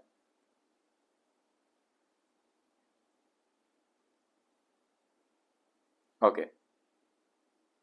ये जो पहली वेव है यहां पे लिखा हुआ है P और W, या हम ये बोल सकते हैं CmH2O। CmH2O याद करो किसके लिए था, ये था प्रेशर, ये क्या था हमारा प्रेशर, ये क्या था हमारा प्रेशर। यहां पे क्या चेक किया जा रहा था, प्रेशर किसका, बताओ, क्या बात है, आप जवाब ही नहीं दे रहे हो, सामने बैठे देख रहे हो मुझे। एयरवे प्रेशर कितना होना चाहिए, तो मैंने आपको बताया था वहां पे प्रेशर जो है वो अलग अलग है, दो प्रकार का प्रेशर, एक तो पीप वाला, एक पेप वाला है ना, आपको याद होगा 5 to 10 जो है वो किसका था, पीप का था, और 10 to 20 किसका था, पेप का था। तो आपको पता होना चाहिए ये किसका चल रहा है, प्रेशर। ओके, ये होता है प्रेशर, अगर पीप मोड का है या पेप मोड का है वो आप डिसाइड जो है इसके अंदर आपको पता होगा, या आपको जो है वो अलग तरीके से बता दिया जाएगा। फ्लो की बात करते हैं, तो फ्लो यानी कि ऑक्सीजन जो है वो कितने लीटर पर मिनट से हिसाब से जा रही है। फिर आगे और आ रहा है हमारा, आगे आ रहा है हमारा वाइटल, वाइटल जो है वो कितने जा रहे हैं, या वॉल्यूम, वॉल्यूम जो है हमारा वीटी क्या है, वॉल्यूम, कौन सी वॉल्यूम, हमारी टाइडल वॉल्यूम। वीटी कौन सा है, हमारी टाइडल वॉल्यूम, आपको याद होगा टाइडल वॉल्यूम किसमें है, एमएल में, किसमें है, टाइडल एमएल के अंदर, है ना। तो टाइडल वॉल्यूम कितनी जा रही है ये कौन बताएगा, तो ये तीनों हम बोल सकते हैं चीजें बताते हैं। तो मैं इसको थोड़ा सा मिटा देता हूं, फिर हम दोबारा से दोहराते हैं इसको कि ये चीज क्या है। आजा भाई, आजा आजा आजा, ऐसे मत कर, ऐसे मत कर ना, प्लीज, रिक्वेस्ट है। हाँ, मैं रिक्वेस्ट कम ही करता हूँ, तेरे से कर रहा हूँ तो लकी है। हाँ, ओके, आपके सामने चित्र वापस से आ गया है, और वापस से आया है, तो ये जो चीज है ये तो क्या बता रहा है, आपके ऑक्सीजन के प्रेशर को, जो आपका मोड ऑन है, पीप है या पेप है, पीप है या पेप है, ये किसको बता रहा है, पीप को या पेप को बता रहा है। ओके, ये क्या बता रहा है, फ्लो को बता रहा है कि ऑक्सीजन कितने लीटर जो है पर मिनट के हिसाब से जा रही है। इसके अलावा ये किसको बता रहा है, ये बता रहा है आपके टाइडल वॉल्यूम को। आप इनको अच्छे से याद कर लो, कई बार जो है सिर्फ और सिर्फ इसी प्रकार से दे दिया जाता है, इस प्रकार से, इंस्पायरेशन एक्सपायरेशन, इंस्पायरेशन एक्सपायरेशन, ठीक है, तो ये दे दिया जाता है इस प्रकार से, है ना। तो ये जो है इसी प्रकार से बनेंगी वेव्स, ये भी याद रखना। ओके, नेक्स्ट आता है हमारा, इसको मैं मिटा देता हूँ, ओके, ताकि आपको नोट्स अगर आप जब देखें तो आपको ज्यादा दिक्कत न आए। नेक्स्ट हम बात करते हैं आगे। ओके, नेक्स्ट 8 नंबर, 8 नंबर हमारा आता है CMV। CMV ये क्या होता है, ये होता है कंटिन्यूअस मैंडेटरी, हम बोल सकते हैं वॉल्यूम, या हम बोल सकते हैं ventilation. Continuous, continuous mandatory, mandatory ventilation, इसे हम क्या बोलते हैं, कंटिन्यूअस मैंडेटरी वेंटिलेशन। ये क्या बला है, ये उनमें यूज होता है जिनमें कि क्लाइंट में नर्व्स जो है वो काम नहीं कर रही, जिसकी वजह से क्लाइंट सांस तो लेना चाहता था पर नर्व्स ही काम नहीं कर रही, तो एयरवे कहां से मेंटेन होगा, या लंग्स जो है वो कहां से सप्लाई करेंगे, या लंग्स जो है वो कहां से पावर लगाएंगे, क्योंकि पावर्स की सप्लाई कहां से आ रही है, वो किससे आ रही है, आपकी नर्व सेल से आ रही है। नर्व की इंजरी हो गई, नर्व की इंजरी होगी तो लंग्स काम नहीं कर रहे, तो उसमें हम क्या करते हैं, मैंडेटरी हो गया हमें क्या देने के लिए, वेंटिलेशन देने के लिए कंटिन्यूअसली, है ना। तो ये बात, इसे हम क्या बोलते हैं, कंटिन्यूअस मैंडेटरी वेंटिलेशन। तो एग्जांपल के तौर पे कहां देते हैं यूज, अगर बात करें, यूज अगर बात करें तो स्पाइनल कोर्ड इंजरी होगी जैसे, है ना, स्पाइनल कोर्ड इंजरी। अब स्पाइनल कोर्ड इंजरी में क्या हुआ कि जो नर्व सेल्स थी वो डैमेज हो गई, वो डैमेज हो गई तो लंग्स में नर्व सप्लाई नहीं हुई, जिसकी वजह से लंग्स, नर्व जो आपके लंग्स है वो काम नहीं कर रहे। इसके अलावा अगर जनरल एनेस्थीसिया दिया हो, क्या दिया हो, जनरल एनेस्थीसिया या इंड्यूस्ड एनेस्थीसिया, एनेस्थीसिया दिया हो, एनेस्थीसिया में भी जो है काम नहीं करते हैं लंग्स, क्योंकि जो है बोल सकते हैं रेस्पिरेशन क्या हो जाता है, सप्रेस कर दिया जाता है, या डायफ्राम जो है वो पैरालाइज्ड हो जाता है एनेस्थीसिया के अंदर, तब हम इसका इस्तेमाल करते हैं। या मेडुला ही डैमेज हो जाए, मेडुला यानी कि रेस्पिरेटरी सेंटर ही क्या हो जाए, डैमेज हो जाए, तब भी हमें क्या हो जाता है, मजबूरी है, यानी कि अब हमें वेंटिलेशन देना मजबूरी है।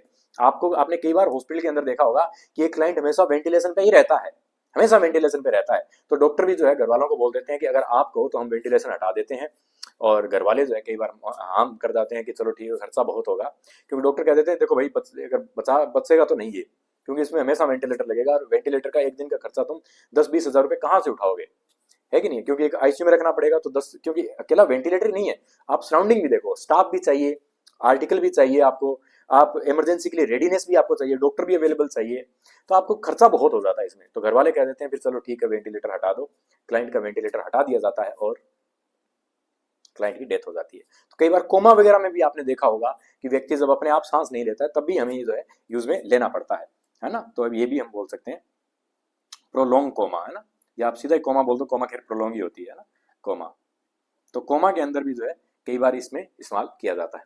ओके, आगे अगर हम बात करते हैं, ये कंप्लीटली खुद कंट्रोल करता है, क्लाइंट कंट्रोल नहीं करेगा इसके अंदर, क्लाइंट सांस लेगा ही नहीं, कौन लेगा इसमें, वेंटिलेटर खुद कंट्रोल करेगा, तो हम बोल सकते हैं कंप्लीट कंट्रोल मोड। ये कौन सा मोड होता है, complete control mode, complete control mode,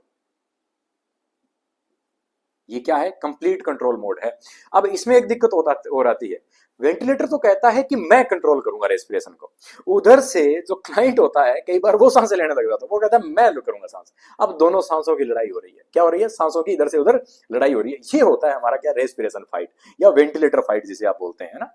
okay, तो ये क्या होता है, it can cause ventilator fight, ventilator fight,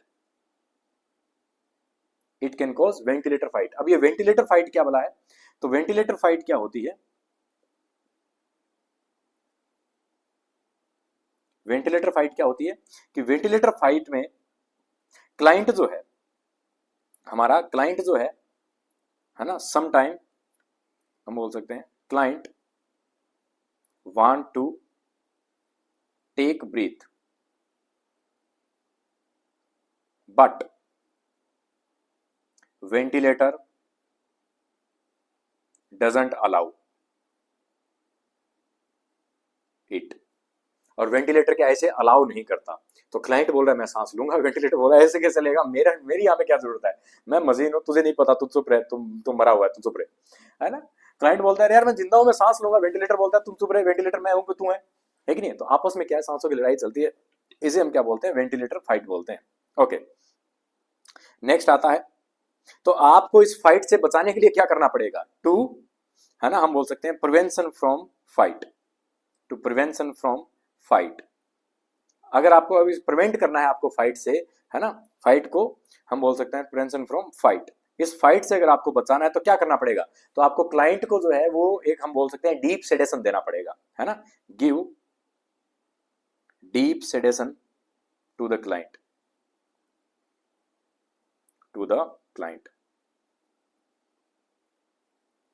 तो इसीलिए क्वेश्चन आ जाता है कि जो सीएमवी मोड है, जो सीएमवी मोड है, क्या इसके अंदर हमें क्लाइंट को जो है वो अवेक रखना होता है, नहीं, उसे डीप सेडेशन में रखना होता है, ताकि सांस कौन दे, पूरा का पूरा हमारा कंप्लीटली कौन दे, जो है वो वेंटिलेटर दे, इसे हम क्या बोलते हैं, वेंटिलेटर फाइट बोलते हैं, या हम बोल सकते हैं सीएमवी मोड बोलते हैं। नेक्स्ट आता है एसआईएमवी मोड, कितने नंबर आएगा, I think 9 number, SIMV mode, SIMV mode, ठीक है।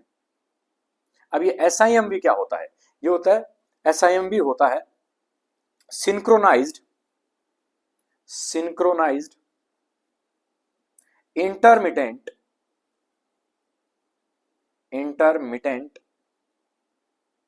Mandatory ventilation, mandatory ventilation. आप ऐसे समझिए कि एक बस है, वो पहाड़ी पे चढ़ रही है पर चढ़ नहीं पा रही है, चढ़ने की कोशिश करे, चढ़ नहीं पा रही है, तो एक काम करते हैं, पीछे से 4 लोग आए, ट्रैक्टर लेके आए और उसने बस को धक्का लगा दिया, अब बस आसानी से चढ़ जाएगी। को समझ में आया कि क्लाइंट सांस लेने की कोशिश कर रहा है, और कई बार सांस पूरी ले नहीं पाता है, लेने में उसे प्रॉब्लम आती है, प्रेशर मेंटेन नहीं कर पाता, तो वेंटिलेटर कहता है टेंशन मत ले, मैं हूं ना, वो और प्रेशर देता है, तो व्यक्ति आराम से सांस ले लेता है। ये होता है सिंक्रोनाइज। सिंक्रोनाइज मतलब वेंटिलेटर और क्लाइंट दोनों ही मिलकर के सांस लेने की कोशिश कर रहे हैं। जब दो लोग एक ही काम को करें उसे बोलते हैं सिंक्रोनाइजेशन या सिंक्रोनाइज मैनर। तो हम बोलते हैं सिंक्रोनाइज मैनर में कर रहा है, इंटरमिटेंट, लगातार नहीं कर रहा, इंटरमिटेंटली कर रहा है। मतलब कि जब क्लाइंट सांस खुद ले रहा है कोई दिक्कत नहीं है, जब उसे सांस लेने में जैसे ही तकलीफ आई वैसे बोलेगा, वेंटिलेटर बोलेगा मैं हूं ना, मैं बैठा हूं, कोई बात नहीं, हम सांस दिलाएंगे। फिर जब सांस वापस आने लग जाती है पेशेंट को, वे वीनिंग पे चला जाता है क्लाइंट, तो ये वापस जो है नीचे आ जाता है और क्लाइंट अपने सांस लेने लग जाता है। ये होता है हमारा, हम बोल सकते हैं असिस्ट कंट्रोल मोड। इसे हम बोलते हैं असिस्ट कंट्रोल मोड। वो तो क्या था, पूरा कंट्रोल मोड था, वो पूरा कंप्लीट कंट्रोल मोड था। ये है असिस्ट कंट्रोल मोड, यानी कि ये क्लाइंट को क्या करता है, जो है असिस्ट करता है। असिस्ट कंट्रोल मोड यानी कि ये क्या करता है, इट हेल्प टू वीनिंग, ये वीनिंग में हेल्प करता है। यानी कि इट, यानी कि ब्रीथिंग बाय बोथ, किसके द्वारा, पेशेंट के द्वारा भी प्लस में वेंटिलेटर के द्वारा भी, है ना। तो दोनों जो है इसमें सांस ले सकते हैं। वीनिंग, वीनिंग मैंने आपको बताया था होता क्या है, जब वीनिंग के अंदर क्या होता है कि वेंटिलेटर जो है वो उसका पावर कम कर दिया जाता है, उसकी डिपेंडेंसी कम कर दी जाती है, यहाँ पे क्लाइंट खुद सांस लेने लग जाता है। ये होती है वीनिंग। यानी कि आप जो है जो ऑटोमेटिक प्रोसेस थी उससे हट करके खुद के मैनुअल प्रोसेस पे आ रहे हैं। इसे हम क्या बोलते हैं, असिस्टेंट कंट्रोल मोड या ACM भी बोलते हैं, है ना। असिस्टेंट कंट्रोल या असिस्टेंट कंट्रोल मोड भी इसे कहते हैं। ओके, मोस्ट कॉमन मेथड यही यूज में लिया जाता है। It is most common method जो यूज में लिया जाता है, ठीक है। किसके अंदर, यूज इन वीनिंग, किसके अंदर यूज भी लिया जाता है, वीनिंग के अंदर। ओके, और ये क्या अलाउ करता है, इट अलाउ क्लाइंट या पेशेंट टू ब्रीथ, कि भाई चलो तू भी सांस ले ले, लेकिन कंट्रोल वाला आपने देखा था वो सांस नहीं लेने दे रहा था, पर ये पूरा सांस लेने के लिए जो है वो अलाउ करता है। ये मेरे पीछे लिखा है, if it allow patient to breathe, तो ये पेशेंट को ब्रीथ करने के लिए अलाउ करता है। लेकिन इसके कुछ डिसएडवांटेज है। डिसएडवांटेज क्या है, डिसएडवांटेज, डिसएडवांटेज ये है कि उधर से क्लाइंट भी गया, हमारा पेशेंट जो है वो भी ऑक्सीजन ले रहा है, इधर से हमारा वेंटी भी क्या दे रहा है, ऑक्सीजन दे रहा है। ऑक्सीजन से ऑक्सीजन मिली, ऑक्सीजन बढ़ गई, ऑक्सीजन बढ़ गई, बॉडी में हो गया हमारा क्या, रेस्पिरेटरी एल्केलोसिस। लो, पेड़ से गिरे, सॉरी आसमान से गिरे खजूर में टके, एल्केलोसिस। इसीलिए थोड़ा सा इसका जो है डिसएडवांटेज रहता है, लेकिन कोई बात नहीं, उससे भी टेकल हो ही जाते हैं। नेक्स्ट आता है 10 नंबर हमारा, 10 नंबर आता है NIV, NIV, non invasive ventilation, non invasive ventilation.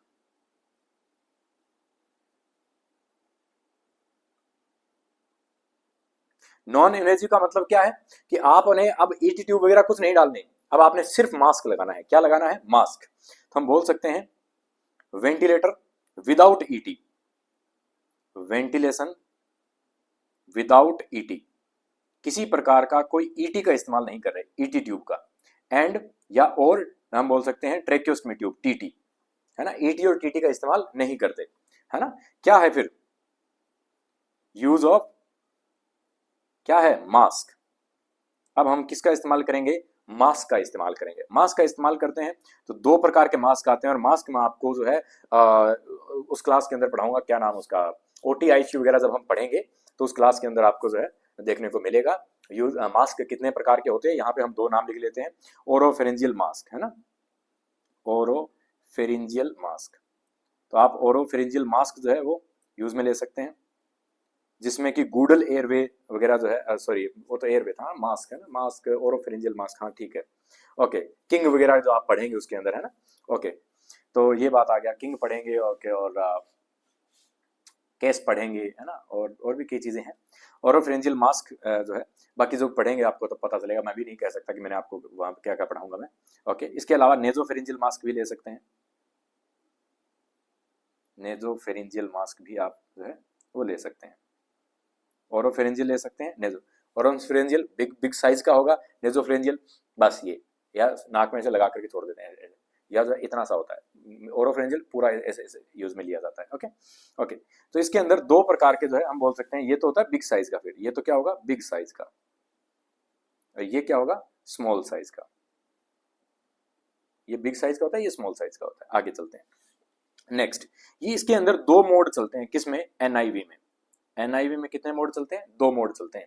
कौन कौन से, आप सभी के लिए फेमस जो मोड है वो हाजिर है, आप सभी ने बार बार सुना होगा सी पेप मोड, सी पेप मोड, और एक सुना होगा बाई पेप मोड, एक सुना होगा सी पेप मोड, एक सुना होगा बाई पेप मोड।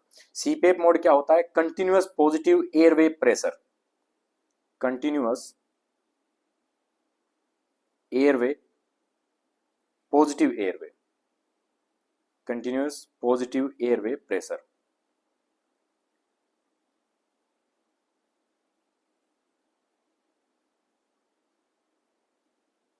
ये कुछ कुछ उसी की तरह है, जब भी आप पढ़ के आए हैं उसके अंदर भी कंटिन्यूअसली जो है हम बोल सकते हैं पॉजिटिव करके रख रहा था, कौन पेप जो है हमारा करके रख रहा था, ठीक है। लेकिन यहाँ पे सी पेप है, सी पेप पेप तो थोड़ा सा ईटी के अंदर इस्तेमाल हो रहा था, लेकिन ये बाहर मास्क से ही इस्तेमाल हो रहा है। तो ये बात होगी कंटिन्यूअस की। और बाई पेप का मतलब क्या होता है, by level, by level positive airway pressure, airway pressure, okay pressure है ना। ओके अब आप देखेंगे यहाँ पे कंटिन्यूअस में और बाई लेवल में फर्क क्या है, पहले तो आप फर्क समझो। कंटिन्यूअस में तो क्या है, एक ही बार में हमने सेट करके छोड़ दिया है कि इंस्पायरेशन भी इसी जो है हमने कंटिन्यूअसली हमने क्या कर दिया, एक प्रेशर पे सेट करके छोड़ दिया कि एयरवे जो है वो इतना ऐसे रहना चाहिए, ठीक है। अब कम ज्यादा नहीं हो रहा, इंस्पायरेशन के दौरान भी इतना ही है, एक्सपायरेशन के दौरान भी इतना ही जो है मेंटेन है। लेकिन बाई पेप के अंदर क्या होता है, इंस्पायरेशन में अलग होता है, एक्सपायरेशन में अलग होता है। जो प्रेशर होगा वो इंस्पायरेशन में तो अलग होगा, लेकिन एक्सपायरेशन में क्या होगा फिर अलग होगा। सी पेप में ऐसा नहीं होता, इंस्पायरेशन और एक्सपायरेशन में दोनों में प्रेशर सेम रहता है। ओके, तो यहाँ पे यूज क्या होता है, इसका यूज होता है कहाँ कहाँ यूज होता है, ट्रोमा में यूज लेते हैं हम, इमरजेंसी या ट्रोमा में इसका यूज लिया जाता है। प्री टर्म बेबी में यूज लिया जाता है, प्री टर्म बेबी में इसका यूज लिया जाता है ना, आरडीएस से बचाने के लिए। इसके अलावा स्लीप एपनिया में भी इसका इस्तेमाल किया जाता है। किसमें इस्तेमाल किया जाता है, स्लीप एपनिया में। ताकि ये क्या करता है, आपके एयरवे को, कंप्लीट एयरवे को क्या करता है, कंप्लीट एयरवे मतलब ट्रेकिया है ना, उसके बाद में जो आपके ब्रोंकस है, ब्रोंक्यूल्स है, सब को क्या करके रखता है, एलुलाई तक कंप्लीटली हम बोल सकते हैं आपके एयरवे को मेंटेन करके रखता है, उसकी स्ट्रक्चर को मेंटेन करके रखता है, चाहे वो इंस्पायरेशन के दौरान हो, चाहे वो एक्सपायरेशन के दौरान हो। नेक्स्ट आता है by level positive airway pressure. इसमें क्या होता है, इंस्पायरेशन एंड एक्सपायरेशन के दौरान जो है दोनों जो आपके प्रेशर है उनको अलग अलग रखा जाता है ना। तो लिख सकते हैं डिफरेंट प्रेशर ऑन, हम बोल सकते हैं ऑन इंस्पायरेशन एंड एक्सपायरेशन।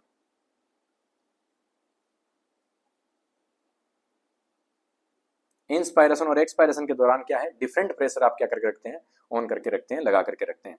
इनका अगर यूज हम बात करें, बाईपेप की यूज की बात करें, बाईपेप का यूज बताइए, तो बाईपेप का यूज अस्थमा में होता है।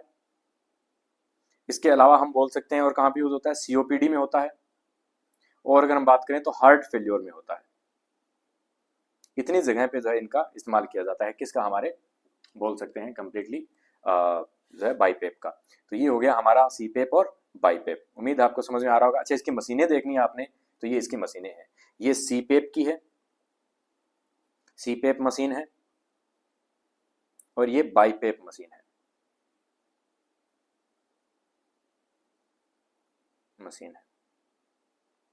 ये सीपेप मशीन है और ये बाईपेप मशीन है। आप इन्हें देख लीजिए अच्छे से, फिर आगे चलते हैं। नेक्स्ट आता है 11 नंबर। नेक्स्ट हमारा 11 नंबर क्या आ रहा है, तो 11 नंबर आता है PCV, PCV pressure control ventilation. ये क्या है हमारा, pressure control ventilation, pressure control ventilation. ये क्या है हमारा, प्रेशर कंट्रोल वेंटिलेशन। ये क्या है प्रेशर कंट्रोल, इनको किसके लिए इस्तेमाल किया जाता है, ये जनरल एनेस्थीसिया के बाद में इस्तेमाल किया जाता है, used after general anaesthesia. General anaesthesia के बाद में जो है इसे इस्तेमाल किया जाता है, यूज्ड आफ्टर जनरल एनेस्थीसिया। इसके बाद में अगर हम बात करें और शॉर्ट ड्यूरेशन के लिए इसका इस्तेमाल किया जाता है, शॉर्ट ड्यूरेशन यूज, है ना, शॉर्ट ड्यूरेशन के लिए इस्तेमाल किया जाता है। इसके अलावा अगर हम बात करते हैं तो, और ये जो कंट्रोल मोड था उसमें असिस्ट के काम आता है ना, प्रेशर कंट्रोल वेंटिलेशन इसके किसके काम आता है, जो कंट्रोल मोड था, है ना, उसको जो है हम बोल सकते हैं, नहीं कंट्रोल नहीं, हाँ कंट्रोल और असिस्ट कंट्रोल दोनों में काम आता है ना, तो it can be assist control और control method, it can be assist control method और कंट्रोल मेथड, है ना, तो दोनों में काम में आता है, सीएमवी में भी और एसीएम में भी।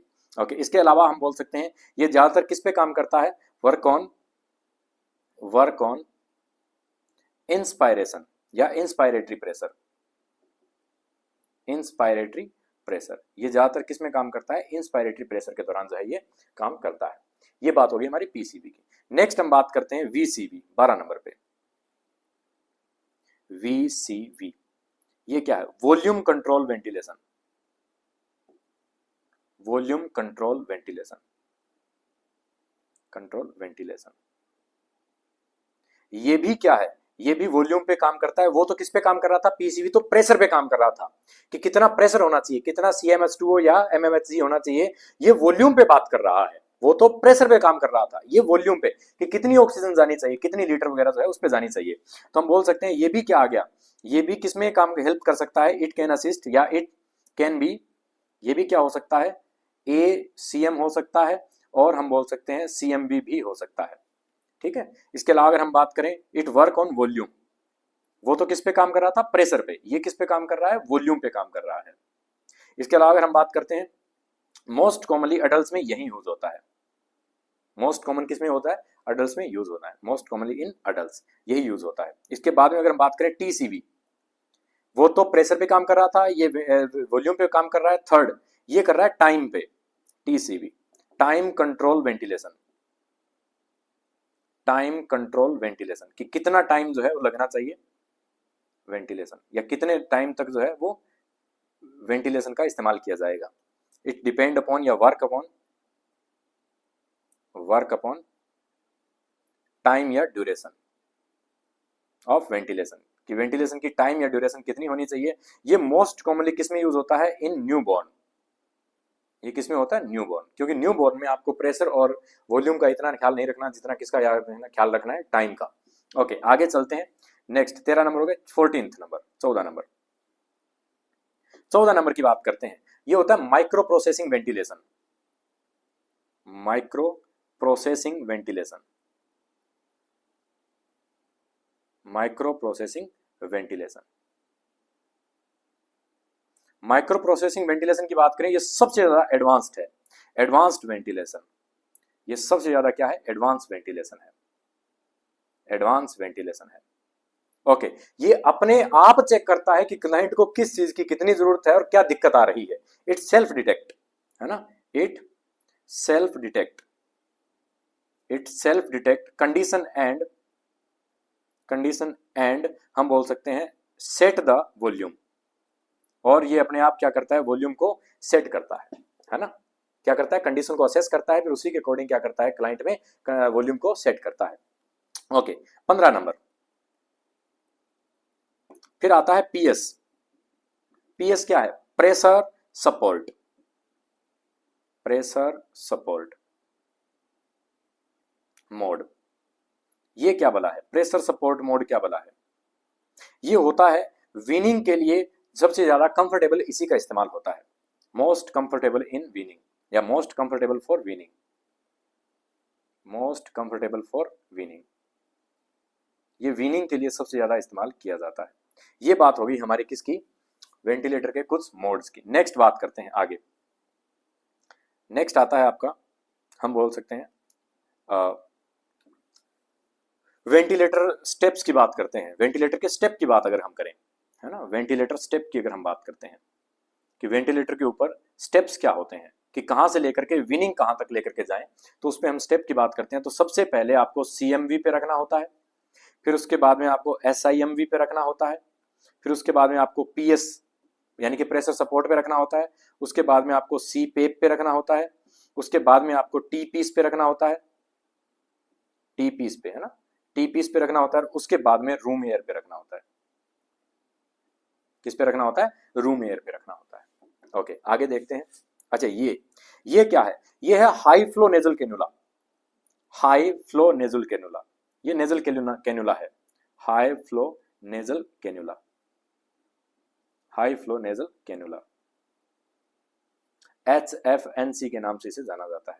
नाक पे ऐसे लगा कर जो है, इसकी ट्यूब जो है इसे लगा करके ही रखी जाती है। इससे जो है हाई फ्लो, यहाँ बोल सकते हैं ऑक्सीजन का जो है वो ज्यादा मात्रा में दी जा सकती है, क्योंकि सबसे ज्यादा दी जाती है मास्क में, इससे भी जो है वो ज्यादा प्रोवाइड करवाई जा सकती है। नेक्स्ट हम बात करते हैं nursing responsibilities during ventilation. Nursing responsibilities during ventilation, nursing responsibilities during ventilation. Ventilation के दौरान जो है क्या क्या नर्सिंग रिस्पॉन्सिबिलिटीज होनी चाहिए, उनके बारे में हम चर्चा करते हैं। तो क्या क्या होनी चाहिए उनके बारे में देखते हैं। तो सबसे पहले आती है प्रिवेंट वेप। प्रिवेंट वेप, अभी वेप क्या है? वेप है वेंटिलेटर असिस्टेड न्यूमोनिया, है ना, या associated ventilator associated pneumonia, associated pneumonia. Ventilator associated pneumonia ना हो जाए तो उससे आपको प्रिवेंट करना है। इसके अलावा हर 2 घंटे बाद आप पोजीशन चेंज करें, चेंज पोजीशन एवरी 2 आवरली, हर 2 घंटे बाद में क्या करें। इसके अलावा जो है और क्या मेंटेन करके रखो, maintain PEEP method, maintain PEEP to prevent complication ना आए, इसलिए क्या करके रखो, पीप को मेंटेन करके रखो टू प्रिवेंट पीप। इसके अलावा अगर हम बात करते हैं स्ट्रेस जो है उसकी वजह से जीआई अल्सर वगैरह हो सकते हैं, हेमरेज हो सकते हैं, तो इसको भी प्रिवेंट करना है ना। Stress can cause GI ulcer या हेमरेज, सो प्रिवेंट इट। तो आपने क्या करना है, इसे प्रिवेंट करो, सो प्रिवेंट इट। तो ये बात होगी आपको, आई थिंक आपको दिख नहीं रहा, कोई बात नहीं, ये लीजिए यहां दिख जाएगा, अब दिख रहा होगा, है ना। तो सो प्रिवेंट इट। नेक्स्ट हम बात करते हैं, इसके अलावा अगर हम देखते हैं तो कुछ 2-3 चीजें आती है जिसे हम बोलते हैं केयर बंडल, है ना, जिसे हम क्या बोलते हैं, केयर बंडल बोलते हैं। केयर बंडल की बात करते हैं जिसे हम 5 केयर बंडल के नाम से जानते हैं। तो उसके अंदर 3 चीजें आती है। तो ये आता है 5 केयर बंडल, है ना, 5 केयर बंडल। इसके अंदर हम 3 चीजें पढ़ने वाले हैं। फर्स्ट चीज जो आती है वो आती है हमारी वीएपी। वीएपी क्या है? वेंटिलेटर एसोसिएटेड न्यूमोनिया, है ना, ventilator associated pneumonia. 5 care bundle का मतलब क्या होता है कि ये जो आगे जो कंडीशंस आने वाली हैं, इन कंडीशन में 5 केयर दी जाती है, कॉमनली कितनी दी जाती है, 5 केयर दी जाती है। मेनली वो कौन कौन सी होती है उनके बारे में हम चर्चा करेंगे। मोस्ट कॉमन कोज क्या होता है, पहली बात तो ये, तो स्यूडोमोनास बैक्टीरिया होता है। कौन सा होता है? Pseudomonas bacteria. कौन सा पाया जाता है? तो स्यूडोमोनास बैक्टीरिया पाया जाता है। अच्छा, 5 केयर बंडल कौन सा है? 5 केयर बंडल कौन सा है? तो 5 केयर अगर हम देखें तो कौन कौन सी दी जाती है। सबसे पहली चीज तो आती है हेड को एलिवेट करो। हेड को क्या करो? एलिवेट करो। कितना एलिवेट करना होता है? More than 30 degree. 30 डिग्री से ज्यादा क्या कर दो, हेड को एलिवेट कर दो। ओके, इसके अलावा अगर हम बात करते हैं और क्या करना है, ओरल एंड सब ग्लोटिस हम क्या करेंगे, सक्शनिंग करेंगे। ग्लोटिस वाली नहीं, सब ग्लोटिस वाली, ओरल एंड सब ग्लोटिस सक्शनिंग करेंगे, सब ग्लोटिस सक्शनिंग करेंगे। इसके अलावा अगर हम बात करें तो डीवीटी जो हम बोल सकते हैं पैराफिलेक्सिस देंगे, ताकि जो है व्यक्ति में क्या ना हो, डीवीटी ना हो, है ना, प्रोफाइलेक्सिस जिसे हम बोल सकते हैं, प्रोफिलेक्सिस बोलते हैं जिसे, प्रोफिलेक्सिस है, prophylaxis. Okay, prophylaxis use DVT हम बोल सकते हैं पंप। तो डीवीटी पंप का जो है आप इस्तेमाल कर सकते हैं। तो ये होगी 3, है ना, 1 2 3, 2 और रह गई। और क्या करनी होती है आपने? तो 4 number prevent peptic ulcer. Prevent peptic ulcer, तो पेप्टिक अल्सर भी आपने क्या करने होते हैं, प्रिवेंट करने होते हैं। 5 नंबर आते हैं सेडेशन वेकेशन। सेडेशन वेकेशन क्या बला है? सेडेशन वेकेशन कुछ नहीं है, यही है वीनिंग। एक दूसरी भाषा में कहा जाए तो ये क्या है, विनिंग है। विनिंग का मतलब ये है कि आप स्लोली स्लोली पेशेंट को क्या कर रहे हैं, है ना, सेडेशन को ऑफ कर रहे हैं, सेडेशन ऑफ, ऑफ, है ना, फॉर अर्ली एक्सट्यूबेशन या एक्सट्यूबेशन, फॉर अर्ली एक्सट्यूबेशन, कि जल्दी से जल्दी ट्यूब को क्या किया जा सके, बाहर निकाला जा सके, इसलिए क्या करते हैं आप, सेडेशन को बंद करते हैं। ये 5 केयर होती हैं किसमें, वीएपी में। सेकंड आता है आपका, सेकंड 5 केयर बंडल में आता है आपका कोटी, CAUTI, कोटी, ठीक है। हालांकि ये आपके वेंटिलेटर का पार्ट जो है वो सारा खत्म हो गया, ये मैं आपको एक्स्ट्रा बता रहा हूं। कोटी क्या होता है, catheter associated, catheter associated, associated urinary infection या UTI, है ना, यूरिनरी ट्रैक्ट इंफेक्शन। कैथेटर की वजह से यूरिनरी ट्रैक्ट का इंफेक्शन हो जाता है। तो मोस्ट कॉमन कोज क्या होता है, मोस्ट कॉमन कोज की बात करें तो ई कोलाई। मेल और फीमेल में बात करें तो फीमेल में जल्दी होता है मेल की तुलना में, ठीक है। क्यों, क्योंकि आप जानते हैं कि जो एनस है और जो वेजाइनल ओपनिंग है, या हम बोल सकते हैं जो आपका यूरिनरी ओपनिंग है, जो यूरिनरी ट्रैक्ट ओपनिंग है, वो दोनों पास में होती है। ओके, इसके बाद में 5 केयर क्या क्या होती हैं, 5 केयर की बात करते हैं। तो 5 केयर में पहली आती है फॉलो एसेप्टिक टेक्निक। पहली चीज तो यही है कि साफ सफाई रखो, एसेप्टिक टेक्निक का इस्तेमाल करो, है ना। इसके अलावा आप क्या कर सकते हैं सेकंड नंबर पे, तो avoid unnecessary catheterisation. Unnecessary catheterisation को जो है क्या करो, अवॉइड करो, अननेसेसरी कैथेटराइजेशन, इसको अवॉइड करो। अगर जरूरत नहीं है तो मत लगाओ, कोई दिक्कत नहीं है। अगर पेशेंट खुद कर सकता है तो बढ़िया चीज है, कैथेटराइजेशन की जरूरत नहीं हो। 3 नंबर पे डेली रिव्यू करो, डेली रिव्यू एंड केयर, है ना, डेली देखो उसे कि कहीं इन्फेक्शन वगैरह फैल तो नहीं रहा। 4 नंबर पे जो आपका यूरोबेग है उसको ब्लेडर से ऊपर रखो, है ना, यूरोबेग, सॉरी ऊपर नहीं नीचे रखना होता है ना यूरोबेग को, तो मैं क्या उल्टी बातें कर रहा हूँ। Keep urobag, urobag below to the, below to the client या below to the bladder, bladder से क्या रखो, बिलो रखो। ओके, नेक्स्ट अगर हम बात करते हैं 5 नंबर केयर की, follow closed system, follow closed system, closed system को फॉलो करो ताकि इन्फेक्शन न फैले। ओके, यूरोबेग जो होता है ये तभी खाली करें जब वो 2/3 फिलअप हो जाए।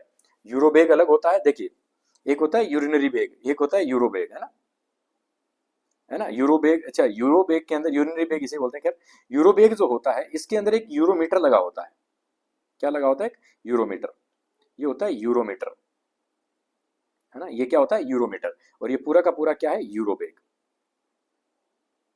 ये क्या होता है, यूरोबेग होता है, ठीक है। तो ये बात आ गई। ओके, तो यहां पे हम बोलेंगे कि यूरोमेग जो है, urobag, urobag must be empty after 2/3 fill up. अगर 2/3 फिलअप हो जाता है तभी हम क्या कर देते हैं इसको, हम जो है इसको क्या कर देते हैं, हम खाली कर देते हैं, ठीक है। और ये जो हम बोल सकते हैं यहाँ पे, जो यहाँ पे यूरोमीटर लगा हुआ है, इस यूरोमीटर को हर घंटे जो है क्या करना है, हमें खाली करना है। यूरोमीटर मस्ट बी, क्योंकि ये घंटे के साथ बताता है कि घंटे में, 1 घंटे के अंदर जो है क्लाइंट ने कितना यूरिन पास किया, है ना, तो यूरोमीटर वही बताता है।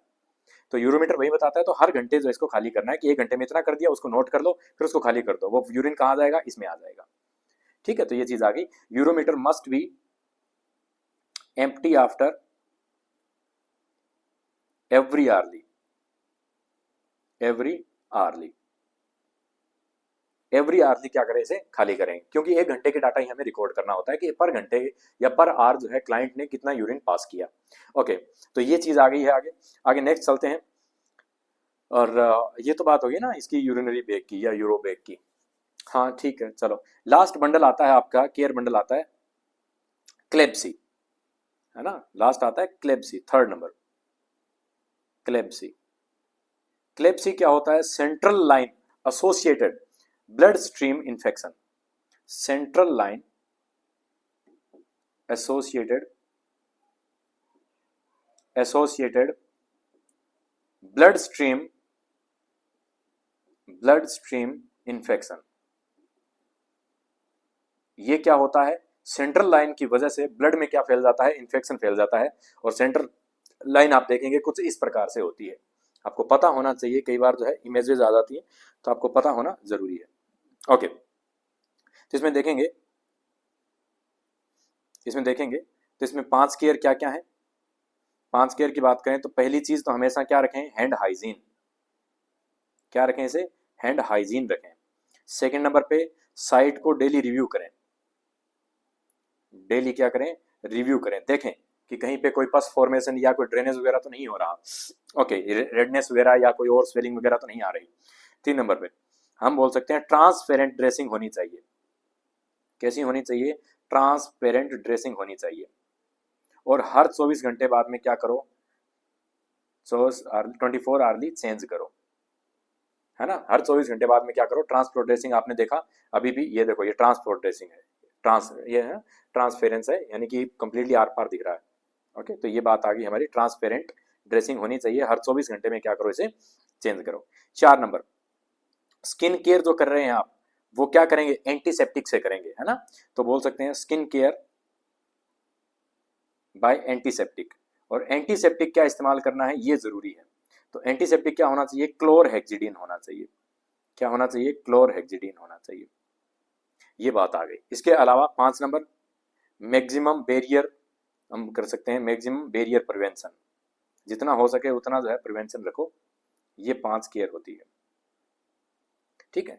तो ये अभी हमने जो पढ़ा है वो पढ़े हैं तकरीबन बंडल, 3 बंडल पढ़े हैं।